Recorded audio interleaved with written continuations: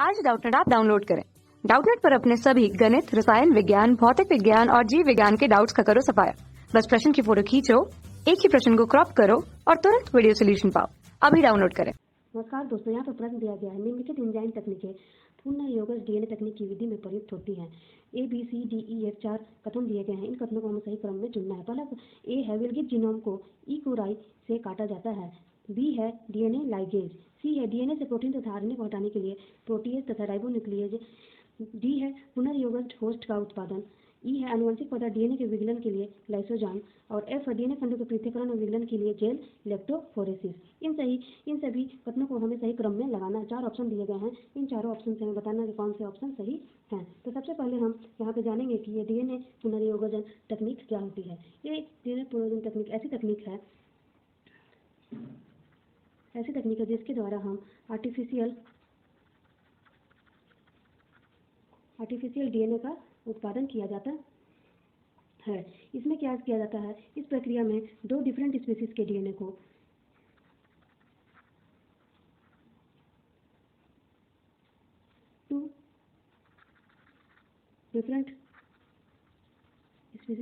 को कंबाइन किया जाता है और इस तरह हमें कंबाइन करने के बाद रिकम्बाइंड डीएनए प्राप्त होता है। और इस रिकम्बाइंड पुनर्योगज डीएनए प्राप्त होता है और इस रिकम्बाइंड डीएनए को हम लोग किसी होस्ट या ऑर्गेनिज्म में इंसर्ट किया जाता है, जिसके द्वारा हमें इसे किसी होस्ट ऑर्गेनिज्म में इंसर्ट किया जाता है, जिसके द्वारा हमें एक नए जीन कॉम्बिनेशन प्राप्त होता है।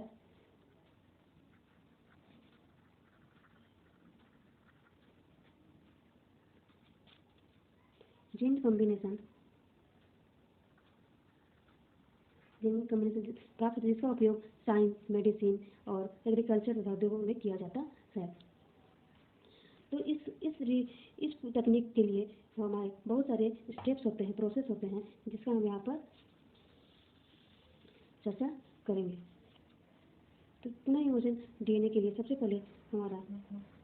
पहला स्टेप होता है कि जो डीएनए होता है उसे शुद्ध रूप में होना चाहिए। यानी सबसे पहले डीएनए का विघटन किया जाता है, isolation of DNA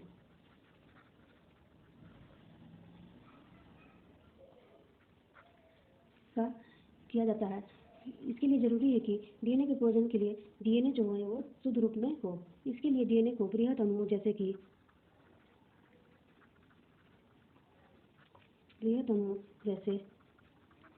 RNA, protein, polysaccharides इत्यादि से मुक्त होना चाहिए। और हम जानते हैं कि हमारा डीएनए जो होता है वो झिल्लियों से घिरा हुआ होता है। तो इसलिए आवश्यक है कि इसके कोशिका को तोड़ना होगा और हमें खोलना होगा, ताकि कि जो डीएनए का जो कंटेंट है और जो बृहत अणु में पाए जाते हैं वो उसके साथ वो रिलीज हो सके। इसके लिए डीएनए को सबसे पहले विभिन्न प्रकार के एंजाइम के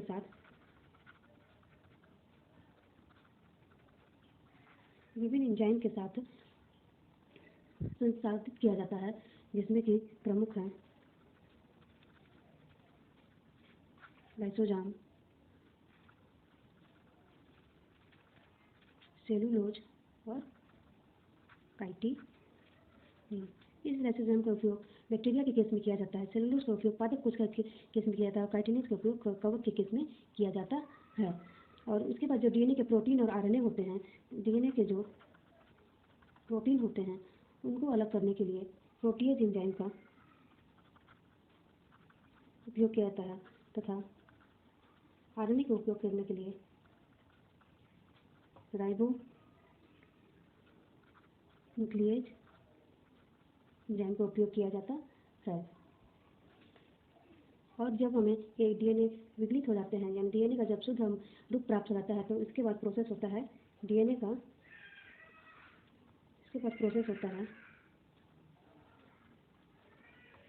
को प्रतिबंधित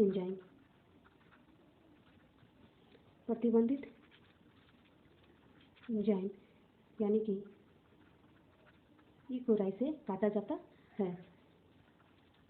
इस प्रकार हमें डीएनए का खंड प्राप्त हो जाता है। इस खंडित डीएनए को एक तकनीक के द्वारा अलग किया जाता है जिसे हम इलेक्ट्रोफोरेसिस या विद्युत देह संचालन कहते हैं। इलेक्ट्रोफोरेसिस या विद्युत देह संचालन के द्वारा इसे अलग किया जाता है। इसमें क्या किया जाता है, जो हमारा डीएनए होता है वो इस नेगेटिव चार्ज डीएनए को किसी इलेक्ट्रिक फील्ड में किसी माध्यम के द्वारा एनोड की तरफ बलपूर्वक भेजा जाता है। ये नेगेटिव चार्ज डीएनए एनोड की तरफ, जो कि पॉजिटिव चार्ज होता है, किसी माध्यम के द्वारा भेजा जाता है और ये माध्यम होता है एगो रे, जो कि एक समुद्री घास होता है। इसमें इलेक्ट्रोफोरेसिस विधि के द्वारा इसको पृथक्करण एवं विलयन किया जाता है। उसके बाद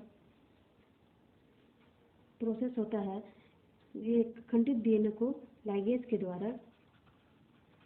द्वारा जोड़ा जाता है, जिससे हमें पुनर्योगज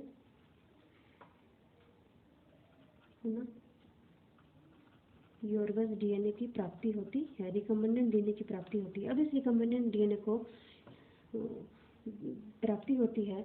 अब इस जोड़ने के बाद पुनर्योजन डीएनए को किसी होस्ट या परजीवी में स्थानांतरित किया जाता है। होस्ट में स्थानांतरित किया जाता है, इसकी भी कई विधियां हैं। एक बार जब ये होस्ट में स्थानांतरित कर दिया जाता है तो यह मल्टीप्लाई करने लगता है और किसी ऑप्टिमम परिस्थिति में निर्मित प्रोटीन के रूप में व्यक्त किया जाता है। तो इस प्रकार हम इसके विभिन्न स्टेप के बारे में जाने। हम जानते हैं कि इसके सबसे पहला स्टेप क्या होता है। सबसे पहला स्टेप होता है विलगित। हमारा यहाँ देखें कि आनुवंशिक पदार्थ डीएनए के विलगन के लिए लाइसोजाइम का उपयोग किया गया, हमारा पहला स्टेप हो गया। उसके बाद डीएनए से प्रोटीन तथा आरएनए को हटाने के लिए प्रोटीएज तथा राइबोन्यूक्लियेज का इस्तेमाल किया, हमारा दूसरा स्टेप हो गया। उसके बाद इसको इकोराई से काटा जाता है, उसके बाद इसे काटा जाता है। उसके बाद इसे डीएनए को जो खंड पृथक्करण विलयन होते हैं उसे जेल इलेक्ट्रोफोरेसिस के द्वारा उसका पृथक्करण और विलयन किया जाता है। उसके बाद इस विलगित को एंजाइम के द्वारा जोड़ा जाता है और उसके बाद पुनर्योजन होस्ट का उत्पादन किया जाता है ताकि इसे नए रिकम्बिनेंट डीएनए की प्रक्रिया पूरी हो सके। इस प्रकार हमारा ऑप्शन की ओर चलते हैं। सबसे पहले हमारा ई होता है आनुवंशिक डीएनए का एलोसिस, उसके बाद सी होता है प्रोटीन। उसके बाद ए होता है इकोराई से काटा जाता है। उसके बाद उस खंडित डीएनए के पृथक्करण के लिए जेल इलेक्ट्रोफोरेसिस किया जाता है। उसके बाद जोड़ा जाता है। उसके बाद पुनर्घोष का पानी। इस पर हमारे ये ऑप्शन सही है, बाकी सारे ऑप्शन गलत हैं। धन्यवाद। कक्षा 6 से 12वीं से लेकर नीट, IIT, JEE वो एडवांस के लेवल तक 1 करोड़ से ज्यादा छात्रों का भरोसा। आज ही डाउनलोड करें डाउटनेट ऐप या व्हाट्सएप करें अपने सारे डाउट्स 8400 400 400 पर।